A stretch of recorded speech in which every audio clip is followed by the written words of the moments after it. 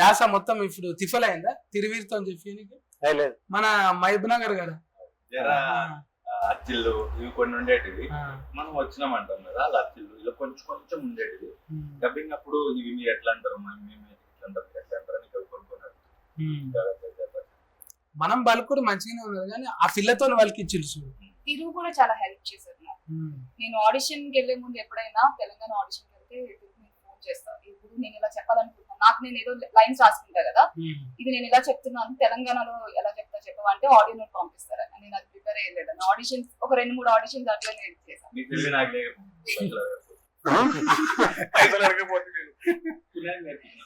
నువ్వు కూడా ప్రీమియం అవుతావు. అంటే పైసలు గీకుడు ముచ్చటకు వస్తే జర ఆడోళ్ళు జర సోకులు కాళ్ళు చూసి ఎంబడి పడతారు కదా, అట్లా మంచిగా పెట్టిండు డైరెక్టర్ సాఫ్. నీకు అట్లా జిందగీలు ఎవరైనా దొరికిరు అట్లా పైసలన్నీ బుక్కి పడేసి? ఏం లేదా ఇంకా?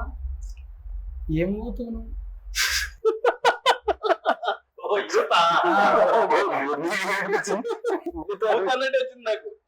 ఊతులో సగం పూతే ఉంటది. ఎందుకు కాలేదు అసలు. నేను బస్ స్టాండ్ లో వెయిటింగ్ చేస్తుంది, నా ఊరి బస్ వెళ్ళిపోయినా కూడా నేను ఇంకా వెయిటింగ్ చేస్తుంది. మా ఊరోళ్ళు అరే బస్ పోయింది అంటే నేను వేరే పని మీద చూస్తా ఉంటాను. అంటే ఆ పిల్ల పోయేదాకా ఆనే కూర్చుంటుంది. మళ్ళీ ఆ ఊరి బస్సు పోయినాక నేను నడుచుకుంటూ పోతుంటే మా ఊరు అంటే అప్పుడు బస్సులు వెళ్ళిపోతున్నా. ఊత అంటే మినిమం ఉండాలి. కాదు ఇప్పుడు యూత్ మారిపోతుంది. నీ టైం యూత్ వేరు, నా టైం యూత్ వేరు. ఇప్పుడు యూత్ అసలు కంప్లీట్ వేరు. ఇప్పుడు డైరెక్ట్ దవాఖానకే పోతుంది.